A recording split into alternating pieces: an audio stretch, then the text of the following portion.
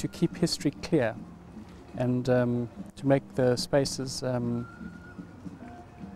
suit the telling of stories. This is one of those historic places.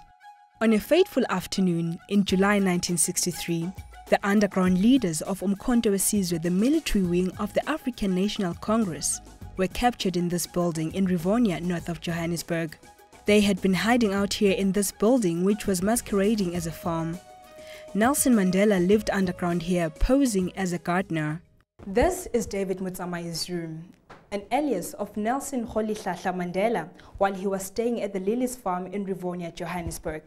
Their arrest here would lead to the world-famous Rivonia trial, where Mandela and his co-accused stood trial for sabotage as criminals and emerged as freedom fighters. This history is ingrained in this former farm. In the early 2000s, the decision was made to convert this building into an historical site. Before all of this was here, the entire area had been broken up into suburban plots and consisted of, the site itself had 2 or 3 houses and structures on it, because it had become a residential suburb over the 40 years since it was used as a safe house. So our first task was to do research into what had been built since the date of the raid. And what had been built was that the outbuildings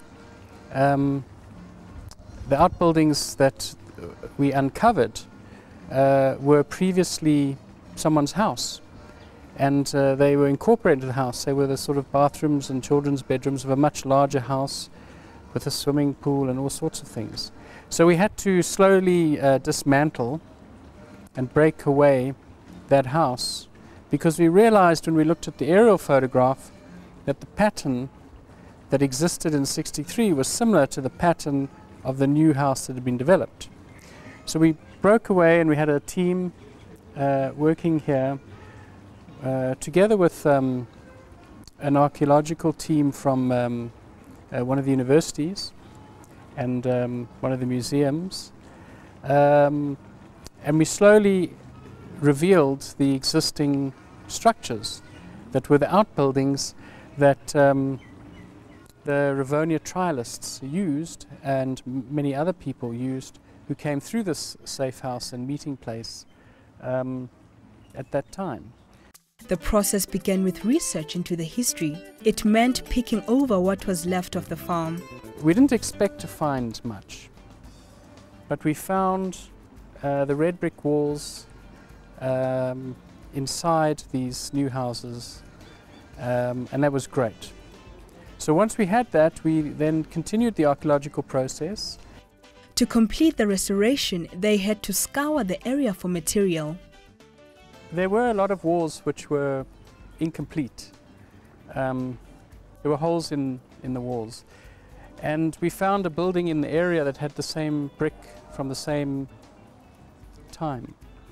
So the brick was manufactured probably from the same clay deposit and same brick manufacturing company, so which doesn't exist now. So we had to, someone else was demolishing a building, and we recovered those bricks and used them to complete some of the walls. And then we found other remains of brickwork and pipework and so on of the structures, which was all kept and restored. The architects believed that recreation would lend authenticity. It was not going to be easy. Because it was a farm, we thought it would be very nice to recreate a sense of that landscape. So you see some of the sort of felt grass planted on the property. And it was really the character of the outside spaces put back. We got rid of the gardens of the houses, and we put back the landscape as it was. The next challenge was, how do you make this place visitor friendly? And how do you do it in such a way that you don't damage the historical artifacts that we discovered? And the most important move made was to put the new buildings, like the one behind me, on the edge of the site, and to create a comfortable space between the new buildings, which have a contemporary architectural character, and the old buildings, which have the character of the way they were at the time. There is, however, a little bit of an interpretive aspect to the outbuildings because we only found walls. So we had to complete the spaces to make the exhibit. And when we added the new elements, we made them out of concrete, so they were clearly distinguished from the old red brick structures. So the history remained intact. The activist who hid out here also helped in the restoration of the Liliesleaf farm. The client, Nicholas Walpe, would,